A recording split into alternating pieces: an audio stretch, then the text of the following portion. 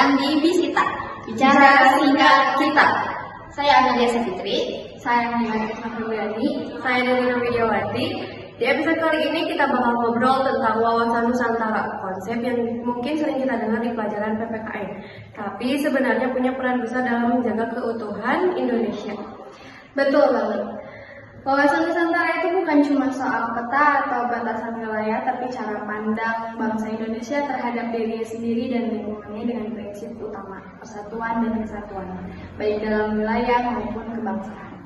Iya, dan menariknya, konsep ini lahir dari momen sejarah penting, Deklarasi Juanda tahun 1957. Saat itu, Indonesia berani menyatakan bahwa laut bukan pemisah pulau, tapi pemersatu.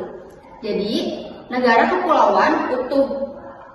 Dan itu akhirnya diakui dunia lewat UNCLOS 1982. Lalu dijamin juga dalam pasal 25A UUD 1945. Artinya wawasan Nusantara itu punya dasar hukum yang kuat, bukan cuma ideologi tapi juga konstitusional. Nah, yang sering dilupain, wawasan Nusantara itu nggak cuma soal geografi. Buku Ajar 2024 menyebut dia mencakup 5 dimensi: ideologi, politik, ekonomi, sosial, budaya, dan pertahanan keamanan. Semua terintegrasi dalam konsep Astagatra. Jadi, kalau ada ketimpangan pembangunan antara Jawa dan Papua atau konflik di perairan Natuna, itu enggak cuma masalah ekonomi atau keamanan, tapi juga ujian terhadap wawasan Nusantara kita.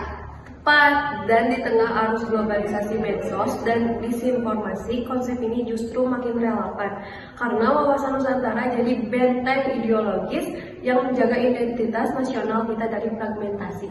Sayangnya, menurut tinjauan akademik dalam buku itu masih kurang eksplorasi kritis. Misalnya, bagaimana wawasan Nusantara berhadapan dengan otonomi daerah pasca reformasi, apakah justru berpotensi mengabaikan suara daerah?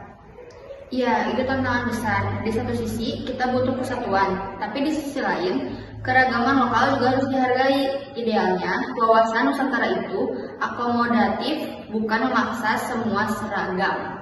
Dan justru disitulah peran kita sebagai warga negara, memahami wawasan Nusantara bukan buat menghafal, tapi menghayati dalam sikap, keputusan, dan partisipasi sosial. Benar, bahkan dalam kebijakan luar negeri, wawasan Nusantara jadi dasar prinsip bebas aktif. Kita nggak ikut blok mana-mana, tapi tetap berkontribusi untuk perdamaian dunia. Jadi, wawasan Nusantara itu bukan cuma urusan pemerintah atau TNI, tapi juga kita, mahasiswa, guru, nelayan, konten kreator, siapapun yang punya komitmen pada keutuhan Indonesia. Kalau gitu, mari kita jadi bagian dari solusi masalah. Cinta tanah air itu dimulai dari kesadaran, bukan sekedar slogan. Sampai di sini dulu obrolan kita. Jangan lupa follow podcast ini dan bagikan ke teman-teman. Sampai jumpa di episode Bisita berikutnya. Tetap sadar, berbangsa, tetap